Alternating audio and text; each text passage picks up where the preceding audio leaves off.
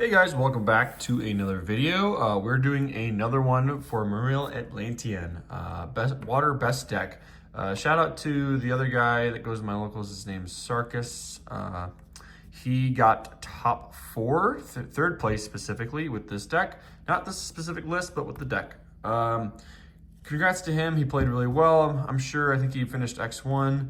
Myself, I went undefeated at 5 rounds and then lost 3 in a row, so it was rough. But I misplayed, and that's the only problem with this deck. So without further ado, let's get into it and subscribe if you like it. So this list is going to be, or this video is going to be me describing briefly about the deck ratio and choices that I had. And then immediately after, I'll describe stuff that I'm taking out. And then right after that, I'm just going to go over some scenarios that I encounter with the deck and some ways that I think it will be improved. So first off, obviously, the 3 Neptibus, no complaints, perform beautifully. And then the 3 Dragoons, no complaints here as well. Again, not really changing these ratios too much, along with the 3 Abyss Shrine. These are staying very consistent, as you guys all know. The 3 Shadow Squad, and this is Post-Salem also. This is something I like to talk about because Sarkis, the guy who got third, I believe was playing 1 in the main and 2 in the side, which probably is correct in hindsight, but I was trying out 2 in the main and it was fine. Going first, it was a little awkward going first, having one of these in hand, because it felt like I was sort of, I don't know, committed to have this on board or at least use it. But I think in standard comma going first, this is actually really strong to get into the grave at the very minimum, because you can special it back with Neptibus, which I did a lot.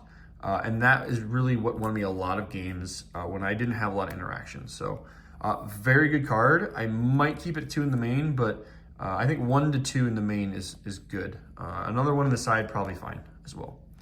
And then because we were playing the 2 in the main, we cut this to 2. You know, this was fine. I didn't really see it all day at the regional, but yeah, nothing really else to say about the Abyss. I think it's just still okay. It's not a level 7 body. It's just worse than the Hydra. Minstrel, I had 3 games where my opponent scooped the game because I just minstreled to look at their hand, right? Before I normal summoned Neptibus, so they scooped as soon as they saw Minstrel. So Minstrel really good. 3 of is, I don't think necessary because it doesn't really start your combos by itself. So yeah, 2 of is just perfectly fine. Heavy infantry as 1 of, this was just very utility, and I used it when I needed to pop something specific like back row, like a cross or something like that. But usually by the time I pop the cross, it's too late. So it performed fine. You know, it's just a toolboxy card to have in the deck. And then we did play the 1 for 1. This came up a couple times. I only really used this once. There was more scenarios. It was interesting with this card that was win more, kinda, or just not really even advancing my board or hand, because I already had access to Neptibus. So I don't know, 1 for 1 felt weird. It might warrant a cut in the future, but for now I think it's fine because it's more access to Neptibus. And if I draw a non-engine hand trap, it solves that problem. And then obviously the 1 Triana in the main. While I'm here, the other thing I want to say that I threw in the main was Virtue Stream. Looking back, I did brick on it, actually going second once. And when I did have it going second, it was underwhelming. I wish I had a different card, like a hand trap. So after this regional, I'm gonna start siding this. Very good card, don't get me wrong, very good card, but you wanna side it. You don't wanna main it. Doesn't give you any advantage going second. And then speaking of not giving you any advantage going second, we're playing Glacia still. Still a solid card. Not gonna cut it just because it's not good going second. It's insane going first, right? Surprisingly enough, though, a lot of Mermail players weren't going for this play. I was surprised that from what I heard at the regional, a lot of Mermail players were not trying to go for Glacia, which is strange to me because, you know, you get a 2-card advantage off of Glacia, so whatever. The next couple spicy cards. There's Area. Area was interesting. I'll talk about Area a little more, so I'll put Area up here. But Area was fine. Like, you had to play, in my opinion, what I experienced with Area was I had to play perfectly to use this card. If I did not play, this card does not let you have any room for error with what you're searching, because otherwise you're kind of toast, especially under this card. If you get hit with that card after Area, you're hurting. The one Agrin was fine. Yeah, nothing much to say about that. Might cut it, but like, I don't know. I'll talk about that as well. These are all like interesting cards come up. The one Abyss Pike, because in this list there is no Coelacanth. Yes, that's something you may have noticed. No Coelacanth because I figured I'm cutting more bricks, and if I'm normal summoning, I want it to be Neptibus most of the time, and I don't really need like more monsters that do the same, like have the same effect. It's a hard once per turn in my hand, so I figured one was fine, and this did well. You know, this ratio was perfectly fine. I felt totally fine not needing the other stuff. And then the non-engine, we were playing 3 Ash Blossom. Performed great. Used it every game I saw it, obviously. And then we playing 2 Fulos. Just decided 2 in the main because I felt like Pirellia covered a lot more, especially from the hand. But Fulos did well.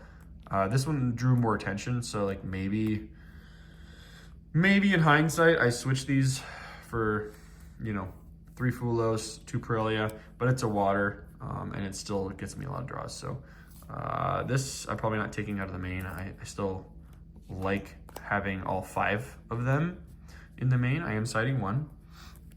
And then we did play 3 Impulse. Impulse was insanely good. Protected me against Nib going second one game, and you know, going first, it's just extra layer interruption, and even going second, obviously, against Raziel or Mouse. I didn't play a single Mouse all day. Funny enough, it was all Fiendsmith and Raziel. And then 3 Imperm, still one of the best cards in the game right now. And then for the rest, 2 Tactics and 1 Prosp. Talk about this a little bit. Tactics was really crazy good. Tactics was insane all day long.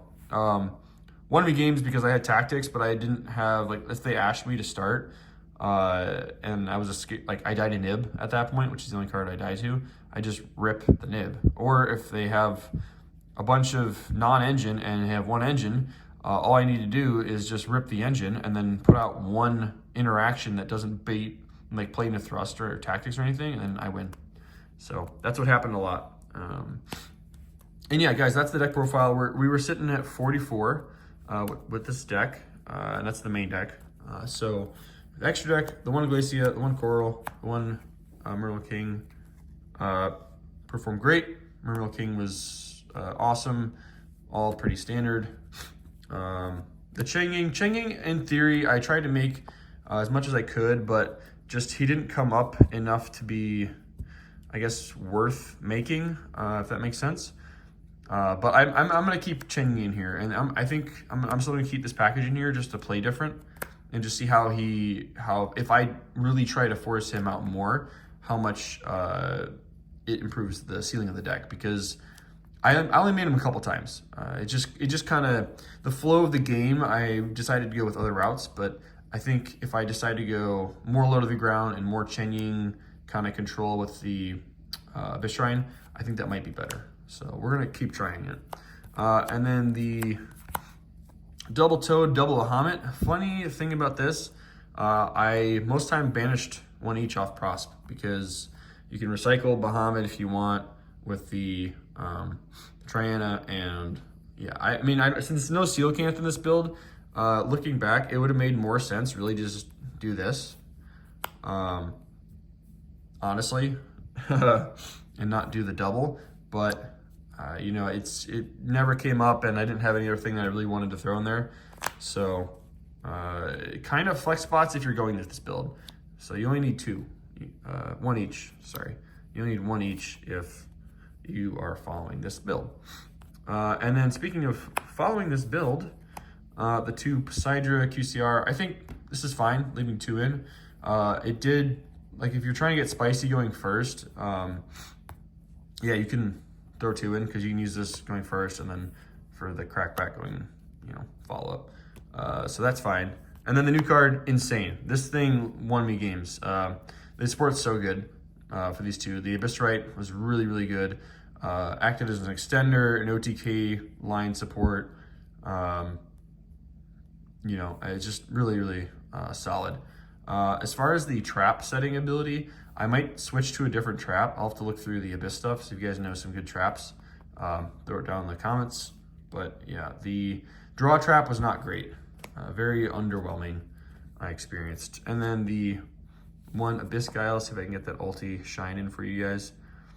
Yeah, Abyss guys I made, I think, once. So he was fine. He's more of a, if I don't have ways or like a purpose to start extending into Coral with Abyssrite and Dragon Lord, like if it just doesn't make sense to do that and I have hand traps, I'll just sit on Abyss Giles. So it's just more of a call, a situational call. LaVirtue, Insane, made it every game I could for LaVirtue stream. Stealth Kraken won me a game because I I attacked until they had 600 life points left. And then I passed turn. I'm like, okay, I'll just sit on this because they're on Fiendsmith control. And they summoned Fenner. And it took me a while to realize, oh, wait, I can just pop the Fenner. So what happened was I just ended up destroying Fenner for game. So that's how I won with Kraken. It was the only time I think I made Kraken. Probably, honestly, I really should have made Kraken more often than Virtue because of the floodgate changing everything to water. Probably shuts off, all of the Fiendsmith stuff. So hindsight, if I know I'm going against, like, LaVirtue's better against Ryziel, but for Fiendsmith, it's Kraken. So if I know they're on Fiendsmith Ryziel, I think Kraken is just the better play, especially if I have more interruption. And then Dweller, ironically, didn't make it because, like I said, again, against Ryziel, I think LaVirtue's just better having a double interrupt. Like let's say you imperm and then they special and then they get another search. Just having something to pop is good. And then, yeah, that's it for the extra deck. Dweller, maybe, like some of these cards I probably should have made more, but just the way I played resulted in me not finishing great. And then the 2 cards I want to talk about real quick, these 2, the channelers were so-so, like very specific cards you have to have in your hand to make them really good, but the rest is just okay. Like awkward hands sometimes like this can still be okay because like if you have literally like any other, if you're going second, like this is not a dead hand, right? This is, if you have these 2, it's not completely dead because you can go water Chandler, search your Stormy Atlantean, right? And then if you have your other water at hand to send, it doesn't matter what it is, you send this, and then you can send this for cost to search for like a Dragoons, and you haven't committed your normal summon yet. So that's like, in theory, that's what the thing was. It was kind of just to make your hands better and just like get into sequencing plays. So yeah, the Stormy Atlantean was just insane though still. Like it really raises the ceiling of this deck, I think. And then the side deck, talk about this real quick. The one called by, the one Mizuchi, one of his team. This card's garbage right now. The draw 3 is just not worth it. And like I broke down it twice at the regionals, and yeah, I'll be cutting this for sure. It's just not, it's not good enough. Like the protection, the follow-up is fine, and in theory it's fine, but the end board you'd put out, especially without Coelacanth in this build, specifically, is just not worth it because you end up all Sea Serpents. You just draw 1. Like drawing 3, maybe, because you're drawing an Ash, Impulse, etc. But yeah, otherwise, these 2 good. Very good. Side them in going first and use the Mizuchi, help me win. Encore, Insane, picked this up at the last second. Shout out to you, Brandon. Yeah, Encore, really good card. Helped me win some Ryziel matches, but at the same time, Ryziel's insanely broken, so if they make their board the correct way, which 2 of them did, Encore doesn't really help in that sense, because you're forced to do the Dweller and then you have to, you have to deal with everything else. So alone, Encore doesn't do much. Ultimate Slayer, I wish did more, but really didn't, because most of the time if they had Dweller, I was citing like at Ryziel, I sided 2 Slayer and 3 Encore because this is an Anomalous Return. Neither is Ultimate Slayer, but I didn't want a brick, right? I wanted to see engine still and be able to play. So yeah, maybe I start siding 3 in, but I was siding 2 in most of the time and didn't see Ultimate Slayer a ton, but I was already losing at that point. So 1 Ultimate Slayer wouldn't have made a difference. And the 3 Lancia I sided Lancia against Evil Hero actually, and Lancia actually won me the game against Evil Hero, believe it or not. Didn't play Mouse, but yeah, it's kind of wild. Lancia is still pretty effective against certain rogue decks. And then the other 3. Nib and Fulos. They were fine. I didn't put I put Fulos in a bunch. Nib I only started siding in against like Fiendsmith Ryziel because they want to get saucy with Dweller, but I didn't see Nib as much as I wanted to. So maybe, I don't know, maybe hindsight, like I take 1 more card out of my extra deck and then put a 3rd Nib in and then side 3 Nib.